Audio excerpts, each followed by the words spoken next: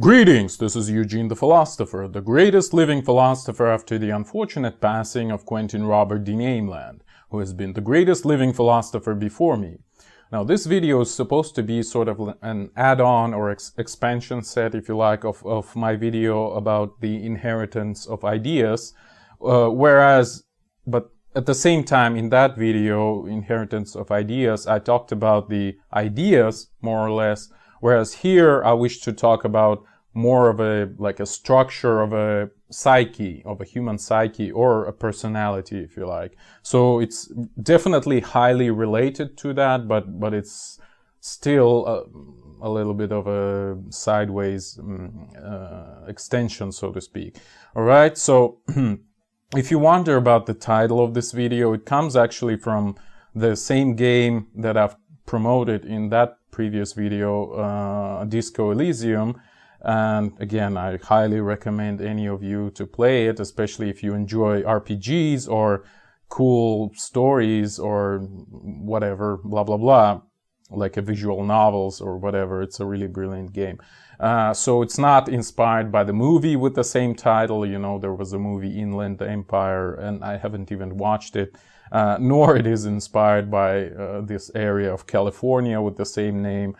So I don't really care about the movie, nor even less I do care about California in the first place. Okay, so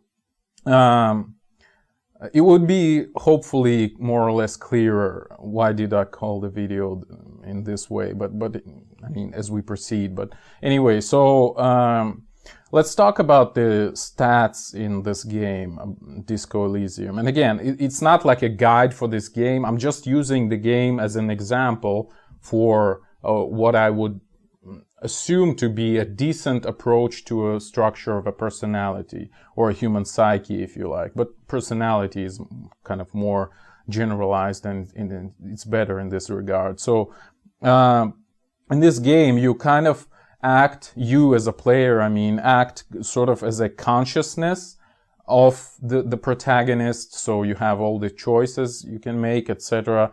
And all these stats, all these characteristics of your protagonist as an entity in the game, act as an input to you as a player, you know. So you really act as his consciousness, and those are his traits that talk to you actually in a literal sense. So they act as parts of your personality. I mean, you are as a protagonist with their own voice actually. So they act as, well, hopefully it doesn't sound too confusing, but they act as sort of these collectives or sub-networks of psyche of your character, that I've talked about in the previous video when I said that ideas are actually networks of, well, speaking mechanistically, let's say, of neurons connected together into a single entity, whereas these personality traits, or stats, as we might call them for the sake of this video, are also the same thing. There are certain stable structures in your personality or your brain, if you're more mechanistically oriented, that represent a certain, certain motive, certain collective of interests or whatever. So they form this something that you can label with some word, let's say, or a couple of words. So this is what we're going to be talking about. So there are plenty of those collectives in your personality that act more or less independently, and they all want something from you, and they all kind of pledge to you, or what's the right word, appeal to you, whereas you is the consciousness that kind of receives all of that as an input. Well, hopefully that makes sense, but we'll see. So yeah, they are the collectives or sub-networks of your personality, and I believe that the way it's done in Dysco Elysium is really a great realization of this idea of mine that I've talked about in Inheritance of Ideas, which, by the way, interpreted in a game, I'll finish the sentence, but which in a way actually reinforces my own idea from the inheritance of ideas, because I think this video, Inheritance of Ideas, was inspired by Dysco Elysium in the first place, even though I didn't really actually realize it at the moment when I was making it. But it kind of plucked some string in me, and I kind of saw that, yeah, it makes sense, so I need to move in that direction, even though I didn't even realize what was the occasion to do that, or something to that effect. But anyway, so it's a great realization of this picture of human psyche that I proposed to you previously in a game, and it's really cool in this respect. So we might interpret in this light a human consciousness as almost a parliament, where you have different parties. Each one of them kind of tries to pursue their own interests, but the collective decision is up to the consciousness, right? So the parliament's decision is not exactly the decision of any of those parties, but it kind of, supposedly, in a perfect world, it would represent them all collectively, right? So this is what consciousness is. It tries to balance all those interests simultaneously and present some decision that would satisfy everyone, right? Again, in a perfect world.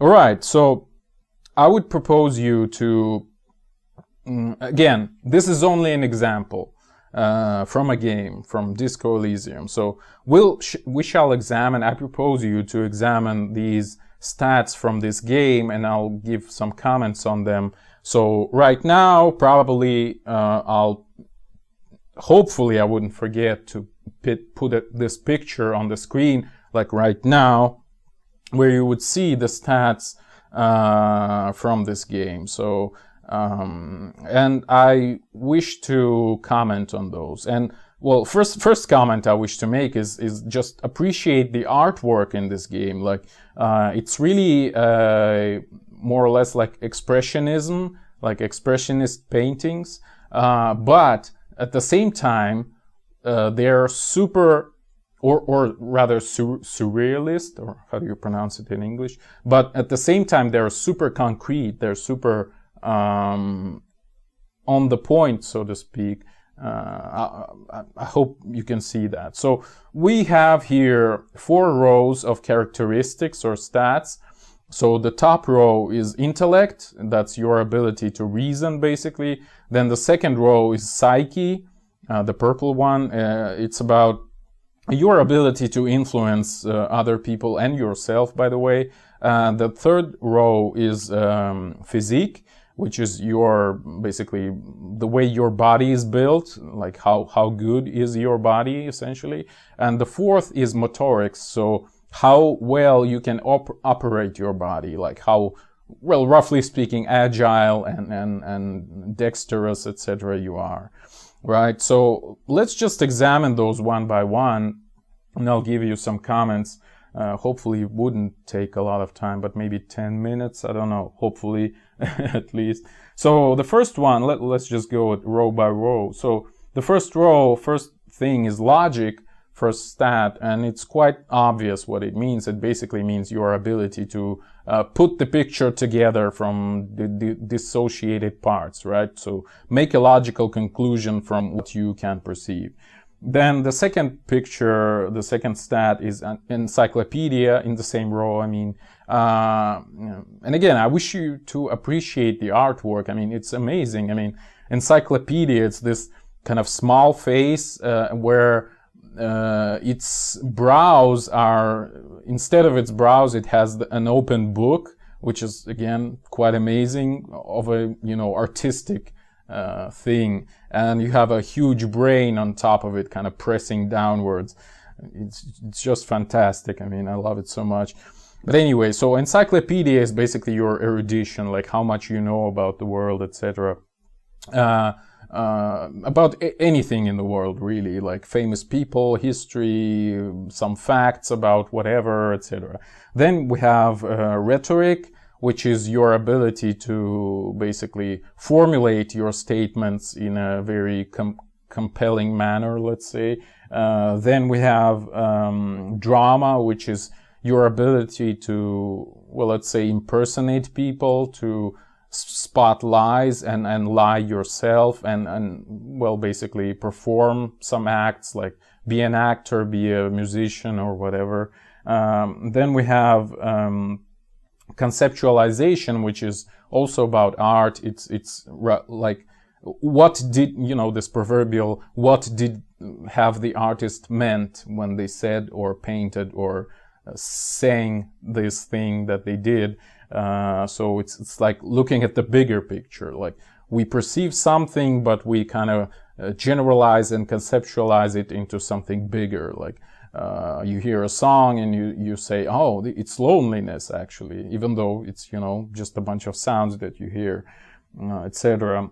And then you have visual calculus, which is your ability to perceive geometry and count things fastly, quickly.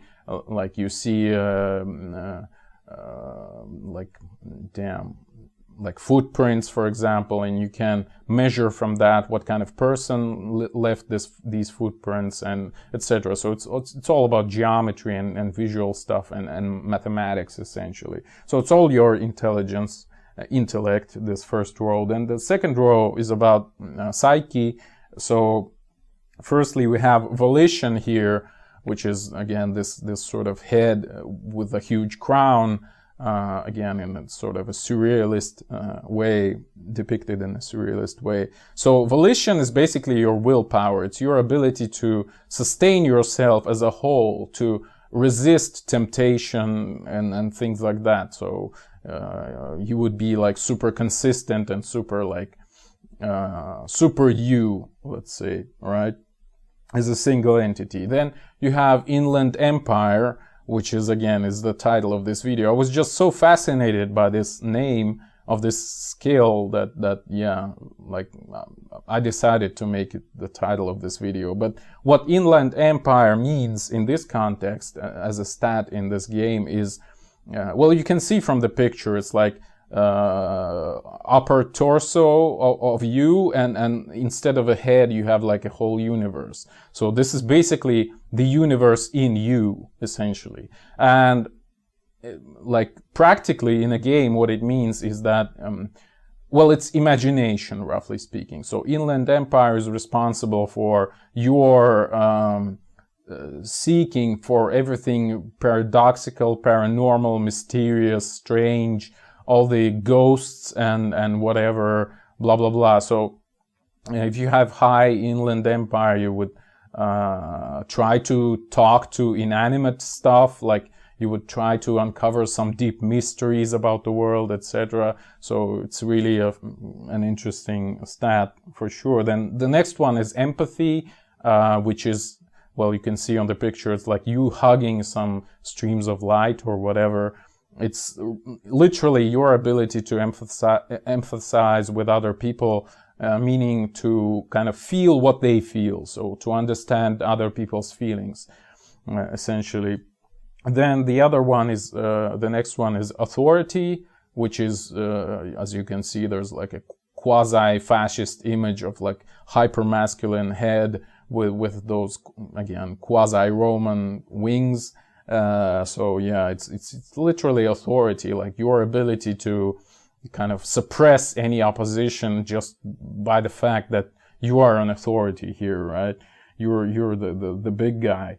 And the next one is esprit de corps, which is kind of hard to explain, but it's basically your in the game you play as a cop, so it's your being in touchness, so to speak, with other cops. So your understanding of your job, essentially, your well, it's your professionalism, roughly speaking. So yeah, so for sure, any of us has a large segment of their soul, of their psyche, let's say, devoted to their personal occupation, I mean professional occupation. So this is this thing in this particular case of this game, right? Where the protagonist is a cop, a detective.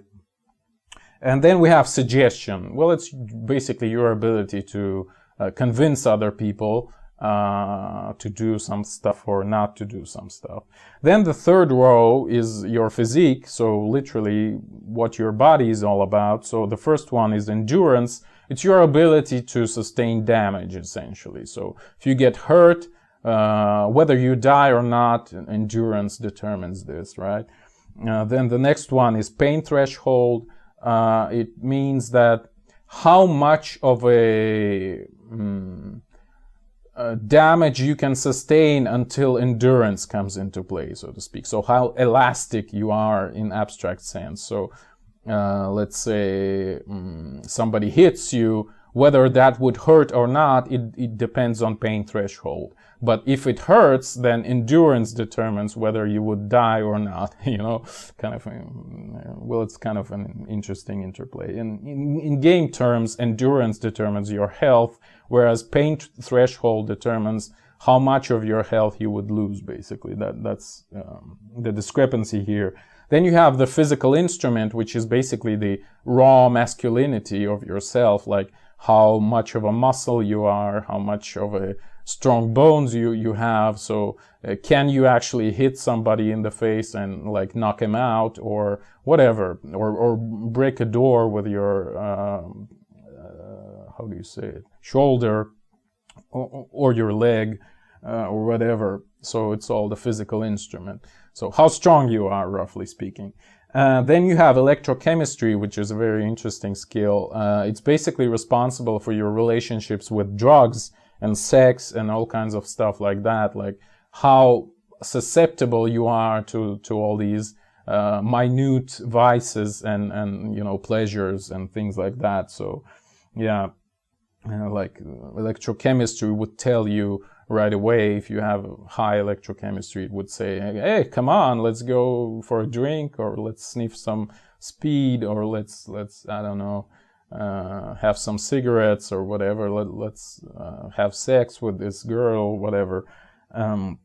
It's this kind of characteristic. Then you have shivers, which is a very interesting thing. So shivers is basically your, well, literally what it means is that you are kind of shivering and you kind of feel your surroundings, like the hair standing on your neck, and you kind of feel the city around you. And basically it allows you to feel the city around you. And there's one moment in the game where you can actually, like literally the city talks to you, and it's so heartbreaking, I would say, because what the city tells you is that if you have high shivers, so you can feel that, so it tells you that, you know, be vigilant, please, and protect me. The city tells you, and it's so strong. It's a very strong moment in the game. But anyway, so the next one is half-light. What it means is your ability to, it's basically fear. So your own ability to sense fear and your ability to incite fear in others. Like, you know where to push, so to speak, to make them afraid and tell you what they otherwise wouldn't, etc., etc. So the final row, the fourth one, is motorics, the yellow one. So it tells you how basically how well are you at operating your body in the world. So we have hand-eye coordination, pretty easy one, like basically your agility with anything, mostly your gun actually. So etc. And then we have a perception. You see this kind of little head with all kinds of inputs flowing into it. So it's your sense of smell, your eyesight, your hearing, etc. So you would be able to hear things that you otherwise wouldn't with high perception, or smell, etc. Then reaction speed. You see this kind of head shaking right and left. Here you can, well, it's basically your reflexes, sort of your instincts that act much faster than your reason would, right? And then you have what is called savoir-faire, which means basically your coolness. Like on the picture, it's what I think is like a body with 6 arms instead of a head, like almost like a spider. Well, it's basically your coolness in the sense of your, again, agility, like how smooth you are, you know, how like acrobatic and like, well, smooth in the sense of your emotions you are, how cool you are in this sense. And then we have interfacing. It's your ability to interact with mechanisms and also, well, just any stuff. Your ability not to destroy stuff when you interact with it, but actually uncover something interesting from it. And the final one is composure. It's basically your ability not to crumble under pressure. So even though internally you might explode or die in agony, on exterior, if you have a high composure, you would look like stoically calm, you know, this kind of stuff. So yeah, so you can probably, hopefully see how these parameters actually correspond to a lot of things you can see about yourself, and it makes a lot of sense, well, to me at least. Of course, these, again, this is only an example, and again, only taken from this game, but in real life, I would claim that such a division, not exactly this one, but such a division, I mean, in the spirit of this division, is what is actually a good model of a human being, of a human psyche and personality, etc. So we also have sort of these almost quasi-independent circuits, not talking about electric circuits, but maybe even electric circuits in our personality, in our brain and whatnot, that have their own interests, that have their own agenda, that have their own purposes and values, etc. And they act almost independently, and we, each one of us as a person kind of decides what they need to do following from all those inputs simultaneously, right? Something to that effect. So one interesting thing I wish to note about this is that in this game, and again, it's a good model of the real life, I believe, there are detrimental effects if you have high stats. Like, let's say you have a high stat of something, it might have a detrimental effect. So it's not just black and white, like low stat, high stat. It's actually both low stats and high stats are bad. So, for example, high logic would make you over-rational and like susceptible to flattery, etc. And you might miss a lot of stuff. You would think, oh, I'm so smart, I can deduce anything, and you would just completely miss other clues, etc. Or high hand-eye coordination would induce you into using your gun more than you probably should. So it would say, come on, shoot him, shoot him. I mean, you can't do that. I mean, you have perfect coordination. Come on, do that. Or half light would make you fear everything because it's like this fight or flight response. It would say, oh damn, that sounds dangerous. Come on, we shouldn't do that, etc. And etc. So high inland empire again would make you see mysterious and paranormal stuff in all the, you know, mundane things, and you will just start going crazy because of that, etc., etc. By the way, I know some people with high inland empire in real life, so to speak. But anyway, you can have detrimental effects at high stats, and you can actually, even in the game, you can be forced to some behavior if you have exceptionally high stat. Like, there are a couple of occasions where you can literally kill yourself, for example. If you have high drama, you know, you're super hysterical and you're like, everything is a theater for you. So for dramaticism, you decide to kill yourself in front of some conversationalists, and you cannot stop. Like, the stat is so high that there's no one to dispute this decision of drama, of this sub-personality of yours. So yeah, it might be really dangerous, you know. And again, I think it reflects real life quite well. Another interesting thing is that these stats can actually fight each other. They can have a dialogue in your head. So not only they're speaking to you as a consciousness, as a player, directly, but they also can have discussions of their own, I mean, presented to you, So it's also very interesting, and I believe it models real life quite well. So your interests, those sub-personalities of yours, like, I don't know, volition, authority, or fear, or your physique, like how cool I am, etc., how strong I am, or your conceptualization, like maybe there's some encompassing artwork that can be made out of this, etc. All of that impacts you on a regular basis, pretty much. So yeah, it's a good model. And at the same time, another brilliant discovery, I would say, in this game is that there's a moment, actually at least 2 occasions, when you interact with women and you are a man, etc., and you are highly attracted to these women. One of them is actually your ex-wife, and another one is just a random chick, but she's kind of hot, so whatnot. And your stats kind of talk to you as usual, but then you can perform like a stat check on volition, and volition is kind of really your core. It's your willpower. It's the gates through which your decisions are made, basically, something like that. And high volition would tell you, you know what? Actually, all of those stats are lying to you, because you're interacting with a woman and kind of you want her.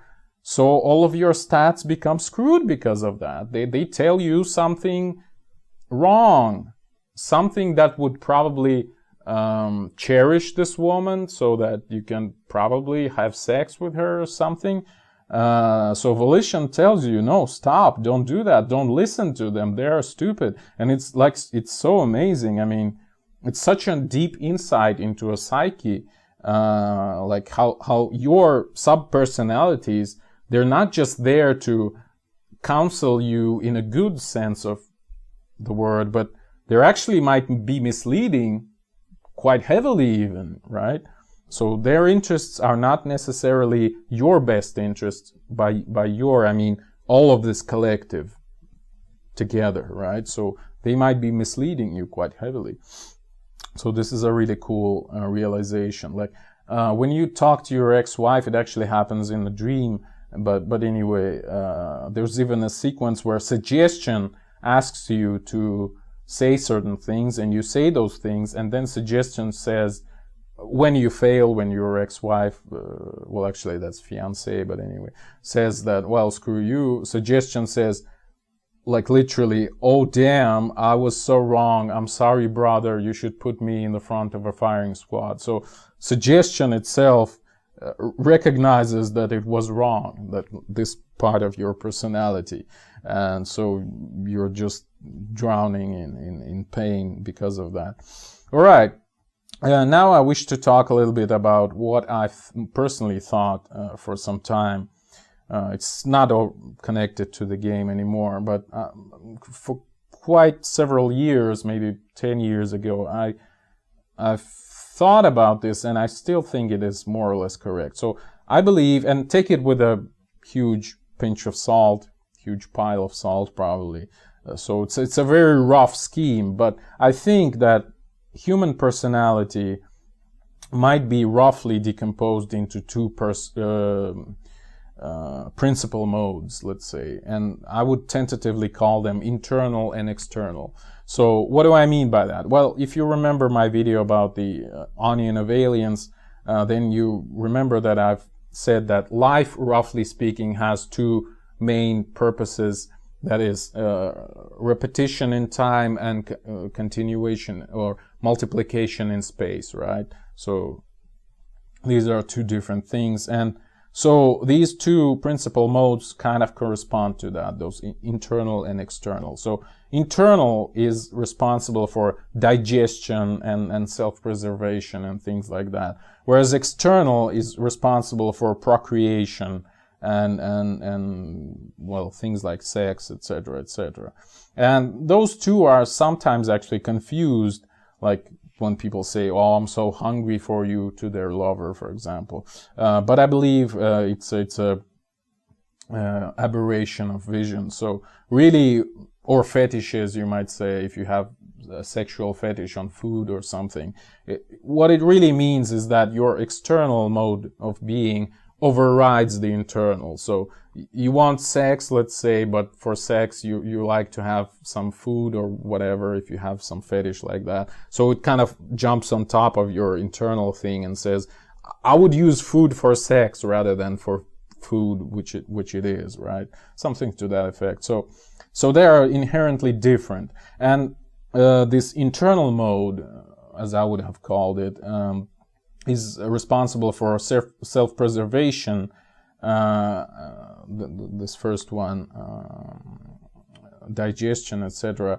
But all the outgoing, all the gregariousness, extroversion, creativity, empathy, it comes from the second one, from the procreation, external manifestation of yourself. And you can think about, all the theories about sublimation. Again, it's a theory of Freud that says that basically creativity is a secondary product of sexual desire, right? So it's basically the same thing that I'm saying here. Or Nietzsche says about compassion, that compassion is really only a shadow of sexual instinct. It's the same thing. So what is compassion? It's you kind of outreaching, you kind of feeling the other human being, well, not exactly human, not necessarily human, it might be an animal, even inanimate object, you can feel compassion to it. So it's external, this going out and feeling the world. It's fundamentally this second purpose of life, which is multiplication in space, right? Whereas digestion, food and things like that, self-preservation, it's the first part, and it's completely internal, right? So it has nothing to do with empathy and things like that. Whereas sexual desire has everything to do with that. I'm not saying that sexual desire is responsible for empathy. I'm just saying that both sexual desire and empathy come from this single root, right? So this is probably my difference of what I'm saying with Freud. All right. And so various artists, you might say, who are arguably outgoing inherently, so they are creative, they interact with the world, they perceive the world, they paint or sing the world, so to speak. So they are high in this external mode. So they are very sexually driven also. Like, I think it's more of a rule than an exception that an artist has a much higher sexual drive, or any sort of creative person has a much higher sexual drive than, let's say, a mundane average person, etc. So, and they are also much more sensitive, in the sense that, well, for example, I'll just mention briefly that there might be some difference, like gender differences, of how these two modes of operation, this internal, which is about food, roughly speaking, and external, which is about sex, roughly speaking, manifest themselves in men and women. But I wouldn't talk about that, because honestly, I didn't really conceptualize it yet, and nor do I plan to be honest. I mean, I'm speaking from male perspective here, pretty much. So anyway, so you can notice, speaking about sensitivity, returning to what I've been talking about previously, that it's more or less a common point that artists have these, more or less long and thin fingers or something like that. So they're kind of sensitive in this respect. And it's exactly like, on some intuitive, quasi-physical, quasi-psychological level, you might understand why this is the case, because they're outgoing again. This external mode of operation is prevalent in them, or at least very strong in them. So they their nervous system almost like expands outwards in all directions. And what does it do when it expands? Well, it becomes thinner. So, and it's also, by the way, the picture of the nervous system in the first place. You have a huge cluster of your brain, and then it expands into your limbs and it becomes thinner and thinner and thinner, right? Something like that. So your fingers would be like long and thin if you are really outgoing, something to that effect, if you are really creative. I'm not saying it's a criterion of being creative. I'm just saying that there's certainly, it would make sense if there would be a correlation, right?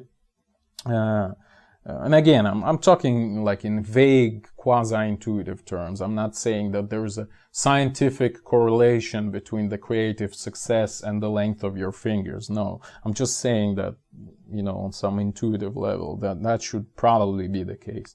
So you become almost like your hands and probably your feet also become almost like, you know, insects' antennae that kind of study the world. So that they can, the thinner they become, the longer they become, they can kind of penetrate the most intimate crevices of the world and examine them, and thus you become more creative person in the first place. Like you can really go deeper and deeper into the world, so to speak, right? Express more nuanced and articulated things. And so more sensitivity means more resolution, right? Because, well, if you're sort of a rough hillbilly type of person, maybe you can only feel good and bad, and that's all. So you have, roughly speaking, 2 pixels in your vision, intuitive vision. Whereas if you are a more sophisticated, complicated, outgoing, in this sense, creative person, then you have much more pixels, so you can study the world with better resolution. So the world would be more complex because you are yourself complex enough to appreciate this external complexity. That's what I'm saying. Hopefully it makes sense. So more complex ideas and concepts may be recognized by you in this case. Although if you have higher sensitivity, arguably your life would be harder that much. Because, well, let's say if you perceive a lot of stuff because you have a lot of resolution and you're very sensitive in all respects, it means that you would be hurt a lot because there's a lot of incoherent, stupid stuff in the world. So you would feel a lot of pain, a lot of anxiety, you might become heavily depressed, etc. Again, that frequently happens with artists or creative people or scientists, even philosophers, maybe even philosophers. So you would experience quite a hell on earth because of that. Although, moralistically speaking, I would say that would make you a better person rather than worse person. I mean, more suffering rather than less. But yeah, certainly that's a downside of being a very creative and high resolution type of complex human being. All right. There was some other thing I wanted to mention, but I kind of forgot. Well, disregard this then. All right. So to sort of go towards the conclusions, not quite the conclusions yet, but a couple of finishing commentaries, let's say. So I believe that this system of stats that we have in Dysco Elysium is a really great model of psyche and personality, and this is exactly the example of what I said in the previous video on inheritance of ideas, and in this video at the beginning and in the middle of it probably. So each of those, yeah, I remembered what I wanted to say with regards to suffering. So if you're high on empathy, each one of those stats that I've listed in the game would have its detrimental effects if you have it too high. But in particular, empathy, which is like almost the perfect manifestation of this outgoingness, right? Like feeling the other person or thing perfectly, like you are almost them, you're mirroring them, right? So high empathy would make you suffer because other people suffer. So yeah, literally, like you would lose health and morale, etc., because you perceive other people suffering. So yeah, that's definitely a thing with creative people and like highly sensitive people, let's say. in real life, I mean. Okay, so I believe it's a great model, what we are presented with in this game, an example of what I've said, and each of these stats represent a certain collective, a certain part of our psyche, a certain network recognized as a single entity, let's say, with its own interests, right? So authority, for example, wants you to be recognized by others, be authoritative. So if somebody, even if you have a high authority, let's say if somebody disrespects you a little bit, or at least you think they do because of their a couple of words they said, you would start to freak out. You would say, come on, I am the law, respect me, you bastard. So again, it kind of spirals into a heavier conflict immediately. So yeah, so they have all their own interests, and in your life, in my life, in our lives, we can have some stats that would be too high or too low, and it would warp our lives to a serious degree. And again, I'm only using this game as an example. Of course, it's very specific for this particular gameplay. So in real life, these stats might be very different, but the very approach, I believe, is very believable and practical and true in some very deep sense. So yeah, and it's really cool to have this popular culture recognition, and by popular culture I mean this game, which is like already acknowledged as almost like the best RPG in the last maybe 5 or 10 years. So yeah, and it's good that it's already being recognized more or less through this particular mechanic in this game, that human being is a collective. It's not a single entity, and human being is an incredibly complex.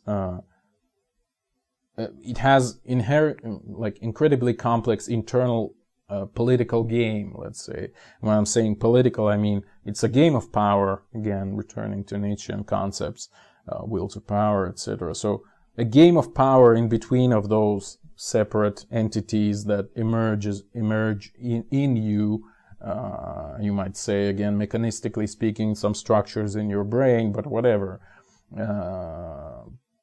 Again, I don't think you need to divide psyche and body. I think they are just two different manifestations of the same thing.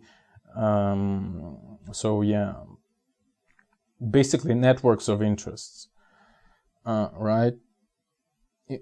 Those internal networks of interest, they interact with each other, and they all have different inputs to this limbo, which we call consciousness, and then consciousness decides what to do based on all the input from all of those collectives, internal ones, right? So we need, essentially, that would be my statement, we need consciousness to make sense of it all, of all this internal complexity of a human being, and balance all these interests, all these political powers that we have inside of us, to proceed as a single entity, as a human being. Well, you might think of another analogy of a human being, but of a consciousness rather, as a captain of a ship. So a ship is a human being, but it has crew, and this crew might be very quarreling and arguing with each other, but the captain, the consciousness, should decide what should be the final word. Where should we go, to this port or that port, or should we just put up our sails and just drift wherever the thing brings us, or whatever. The captain, the consciousness, should decide how to deal with all this multiplicity that we have inside of us, right? All these separate interests and groups of power, which are represented, again, as I've given you an example, for example, like these stats in Dysco Elysium, but it's only an example again. In real life, it would be different, but the approach still holds, I believe.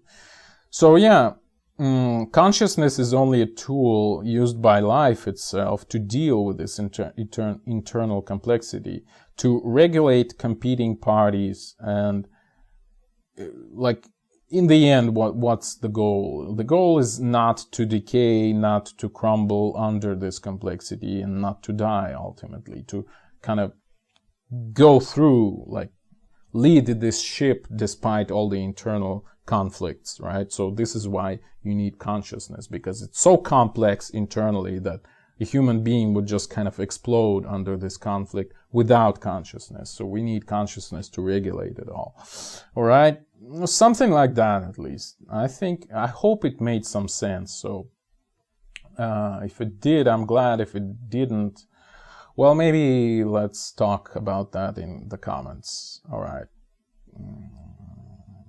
Well, I guess that's it. Thank you for watching. The eons are closing.